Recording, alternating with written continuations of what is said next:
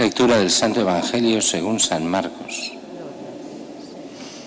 En aquel tiempo Jesús y sus discípulos se dirigieron a las aldeas de Cesarea de Filipo. Por el camino preguntó a sus discípulos: ¿quién dice la gente que soy yo? Ellos le contestaron: unos Juan el Bautista, otros Elías, otro uno de los profetas. Él les preguntó: ¿y vosotros quién decís que soy? Tomando la palabra, Pedro le dijo: tú eres el Mesías. Y le conminó a que no hablaran a nadie acerca de eso y empezó a instruirlos. El Hijo del Hombre tiene que padecer mucho, ser reprobado por los ancianos, sumos sacerdotes y escribas, ser ejecutado y resucitar a los 3 días. Y se lo explicaba con toda claridad. Entonces Pedro se lo llevó aparte y se puso a increparlo, pero él se volvió y mirando a los discípulos increpó a Pedro: ponte detrás de mí, Satanás. Tú piensas como los hombres, no como Dios. Palabra del Señor. Gloria a ti, Señor Jesús.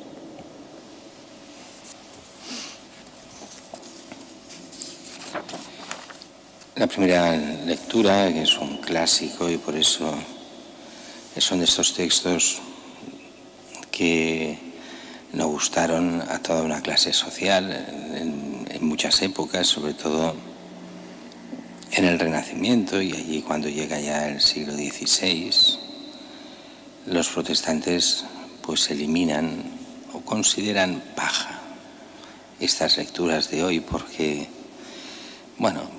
allí tenían muchas clases sociales, la gente, y sobre todo Lutero se pone a favor de lo que son las clases burguesas y las clases altas.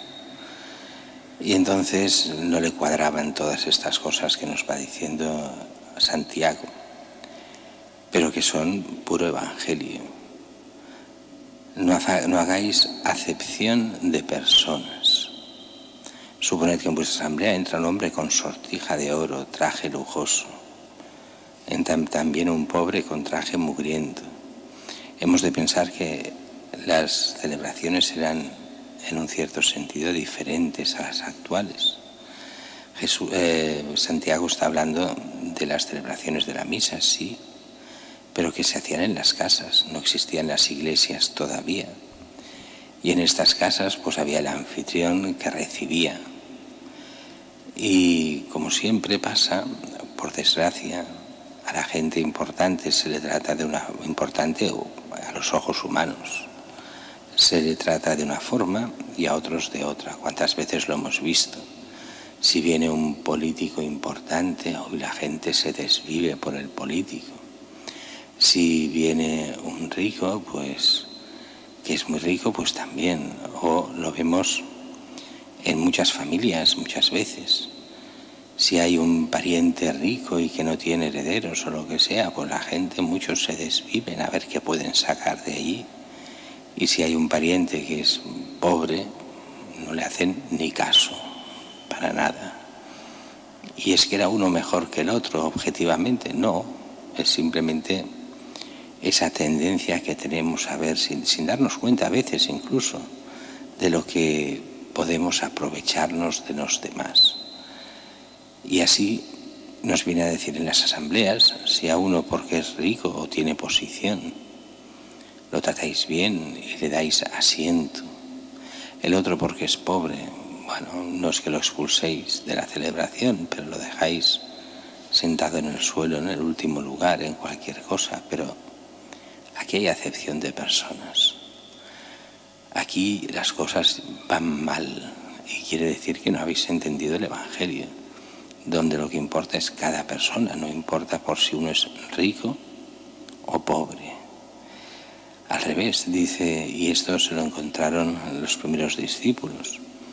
Los grandes ataques desde dentro del cristianismo vinieron por los ricos, porque a veces no les gustaba lo que decía el Evangelio, y entonces querían de alguna forma hacerse la religión a su manera.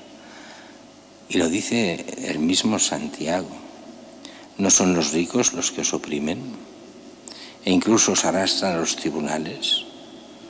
¿No son ellos los que injurian el hermoso nombre que ha sido invocado sobre vosotros? cuidado, hacer acepción de personas. En mis años de sacerdote siempre he oído las mismas críticas contra otros sacerdotes y decían, no de sacerdotes sino de laicos en las parroquias, y decían, sí, pero es que ese sacerdote, sí, no es que fuese malo, pero iba siempre con los ricos, iba siempre, solo atendía a los ricos, a los pobres, a la gente normal, pues los despreciaba, y a los ricos, pues no, a los ricos iba a comer con ellos, siempre estaba con ellos.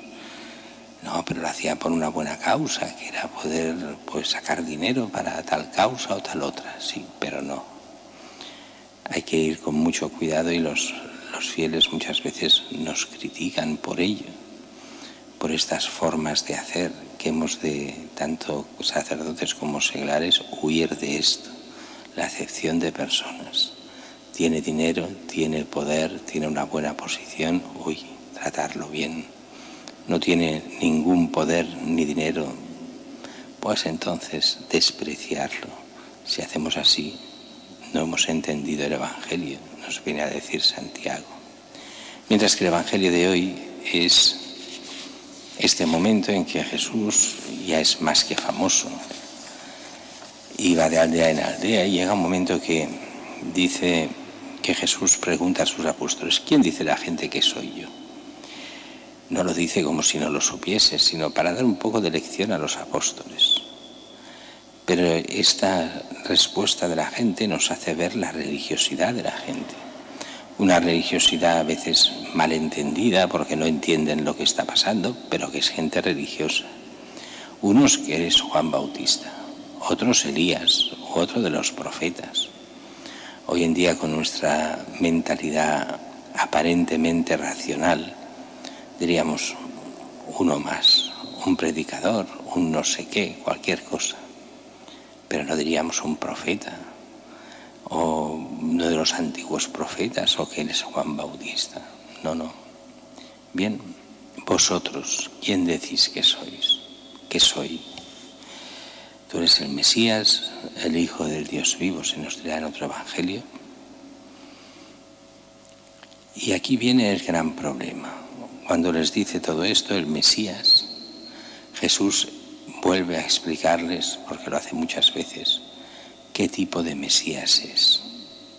El Hijo del Hombre tiene que padecer mucho, ser reprobado por los ancianos, sumos sacerdotes y escribas, ser ejecutado y resucitar al tercer día. Y ellos tendrían que ir entendiendo lo que significa la pasión, la muerte y la resurrección, pero no lo entienden, como nos cuesta también de entender muchas veces a nosotros. Y es entonces Pedro que no solo no lo entiende, sino que tiene otra concepción mesiánica. No, el Mesías ha de ser, no lo dice aquí, pero la mentalidad de fondo, el nuevo rey de Israel, el que pacifique a Israel, el que nos salve de los romanos. Ha de ser rey, ha de ser importante, se ha de codear con los importantes. Y no entiende nada Pedro de lo que es la cruz, lo que es la pasión, y menos lo que es la resurrección de Jesús. Porque en el fondo es ese, el problema es qué mentalidad tenían los judíos esperando al Mesías.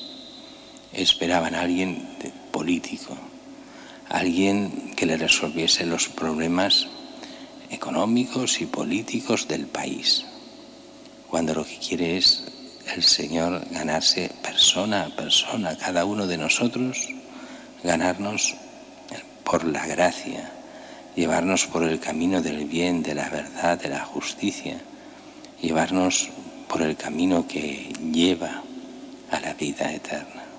No lo entiende Pedro, y Pedro se le pone en contra. No ha de pasar todo esto. Pero ¿quién eres tú, Pedro, para decir que no ha de pasar todo esto? Esta es la verdad. Así que en este momento es Satanás el que habla por ti, no eres tú y no te das ni cuenta. Eso muchas veces lo tendríamos que pensar, porque nos pasa también hoy. A veces con una falsa piedad es el diablo que habla por nosotros. hacemos decir cosas a Dios que a veces no son solo para justificar a los demás, para dejar bien a unos o a otros, o porque no entendemos el misterio de Cristo y entonces nos inventamos lo que queremos. Mal vamos si hacemos así, y por desgracia puede pasar, y puede pasar muchas veces.